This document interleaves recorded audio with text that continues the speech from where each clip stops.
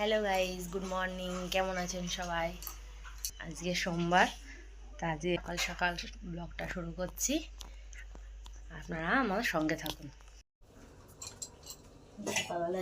করে নিই।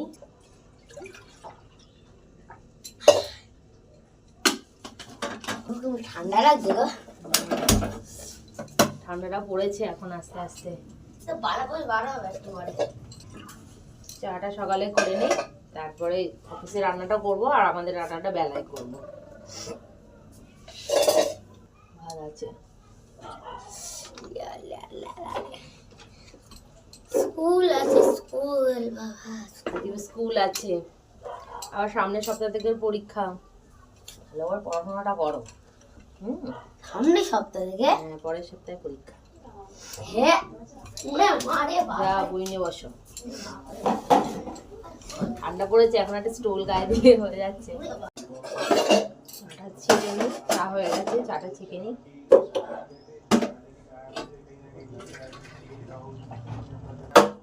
চায়ের কাপগুলো নিয়ে আসি।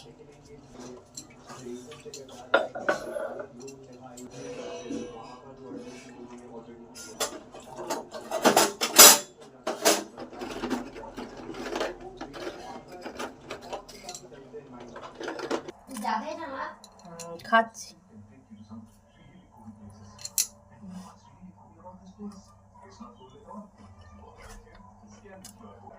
আলু দিয়ে মাছের ঝোল করে দিই।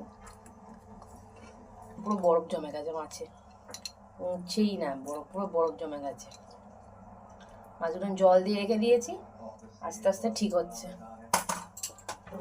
জল ঢেলে রেখে দিলে মাছটা তাহলে ঠিক হয়ে যাবে। আস্তে ধুয়ে নিলাম।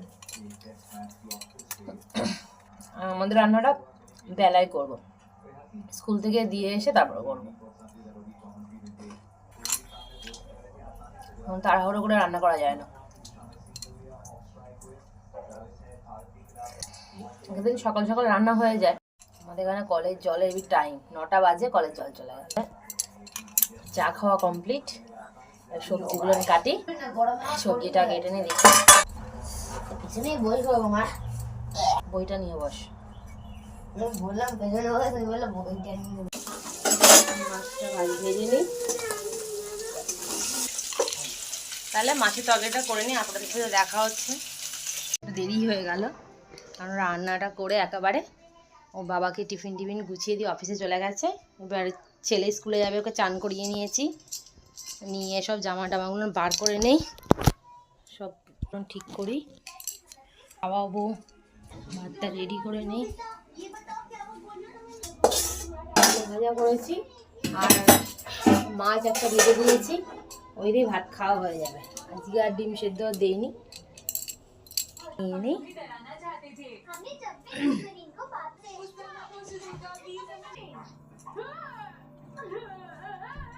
সকালের টাইমটা খুবই ব্যস্ততা থাকে সকালবেলায়।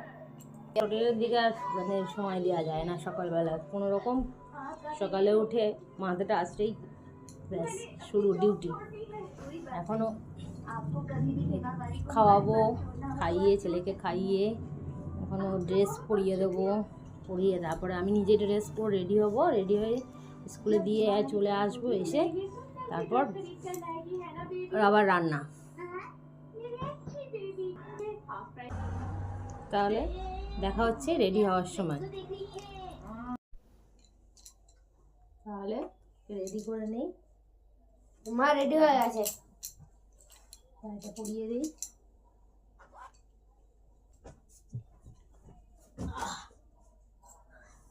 না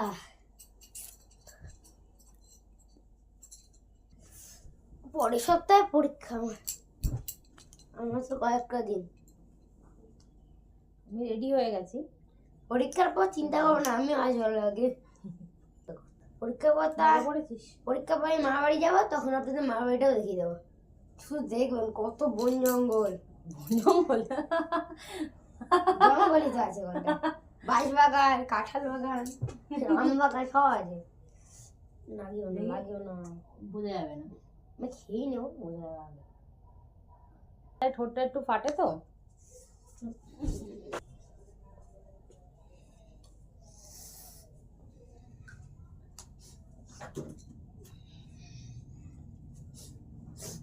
তাহলে আমি রেডি। আমিও রেডি। আমি স্কুল থেকে চলে এসেছি, এবার আমি টিফিন করব। আমার টিফিন, সকালে টিফিন রান্না করা হয়নি এখনো। এই আলু চচ্চড়ি বসিয়েছি, রেডি করবো। এটা এক্ষুনি হয়ে যাবে।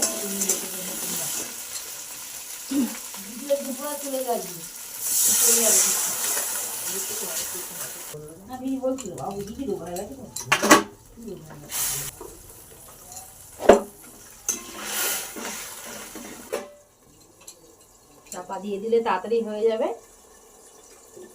এদিকে আমার শাশুড়ি আটাটা মাখছে, আটা মাখছে। আর ঘরের ভিতরে অন্ধকার তো, লাইটটা জ্বালিয়ে নিয়ে যেন বোঝা যাচ্ছে না। দেখুন আজকে চচ্চড়ি হবে, চচ্চড়ি কাটা হচ্ছে। আবার আজকে একটা নতুন স্টাইলের একটা রান্না করব, চিংড়ির মালাইকারি করব। ছোট ছোট চিংড়ি, ওটা আমার মায়ের রেসিপি, আমার মা আমাকে শিখিয়েছিল যে নারকোল ছাড়া কিভাবে মালাইকারি করা যায়। মাছগুলো ছাড়িয়ে নেই, বসে বসে বাড়িতে এসেছিল।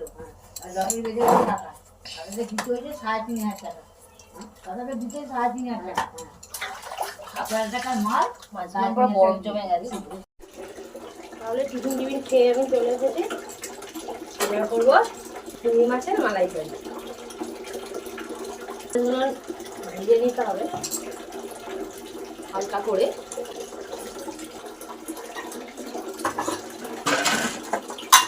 নুন হলুদ মাখিয়ে নিয়েছি, এগুলো হালকা করেই ভাজবো, বেশি ভাজবো না। কলে জল পড়ছে বলে পিছনে আওয়াজটা হচ্ছে, কারণ আমাদের কলে জল চলে এসছে। 11টা বাজে।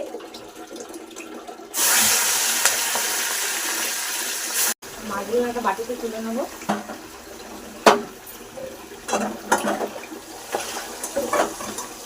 কড়াইতে তেল দিয়ে দিয়েছি, আর আমি এখানে পেঁয়াজ, আদা আর রসুন বেটে নিয়েছি, এর মধ্যে বাটা আছে। আর পেঁয়াজ কুচি, এটা পেঁয়াজ কুচি দিয়েছি, পেঁয়াজ আর দিয়ে পেস্ট করিনি একসাথে। পেঁয়াজ কুচিগুলো তেলের মধ্যে দিয়ে দেবো। পেঁয়াজগুলো ভালো করে ভেজে নেবো। আর পেঁয়াজ ভাজার সময় যদি অল্প একটু নুন দেওয়া যায়, তাহলে পেঁয়াজগুলো তাড়াতাড়ি নরম হয়ে যায়।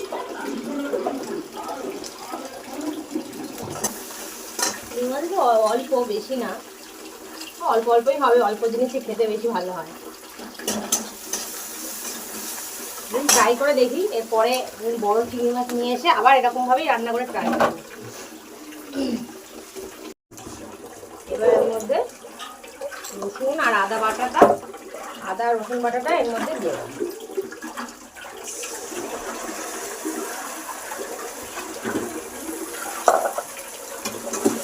রসুন বাটাটা দিয়ে দিয়েছি। ভালো করে এটা কষাতে হবে। মশলাটা ভালো করে কষিয়ে দুটো মশলাগুলো সব এই মশলা দানির মধ্যে সব ঢেলে রেখে দিই একসাথে, তাহলে কি সুবিধা হয় এখানে একসাথে সব নিতে। আমাদের হলুদ গুঁড়ো আছে, লঙ্কার গুঁড়ো, কালো জিরে, তারপর হচ্ছে সাদা জিরের গুঁড়ো। এবার এর মধ্যে একটু হলুদ গুঁড়ো দিই। টমেটোটা কুচিয়ে নিই।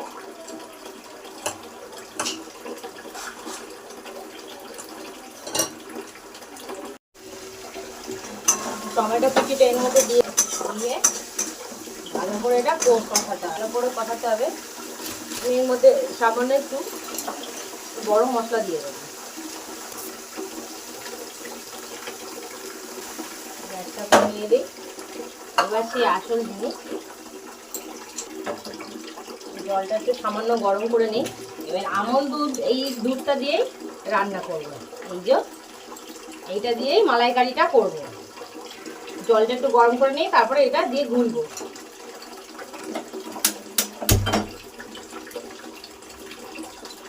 সামান্য জলটা আর কি গরম করবো, বেশি গরম করবো না।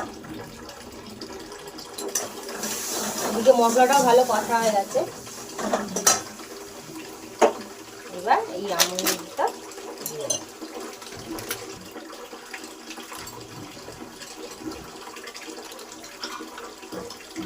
দুধটা গুলে নিই। আমুল দুধটা এর মধ্যে দিয়ে দেবো। এর মধ্যে একটু জল দিয়ে দেবো, জল দিয়ে ওগুলো দিয়ে দেবো।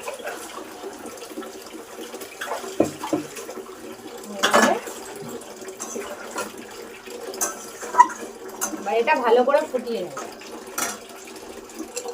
কালারটা কত সুন্দর এসছে। গ্যাসটা একটু কমিয়ে দেবো, কমিয়ে একটু সিমে করে দেবো গ্যাসটা।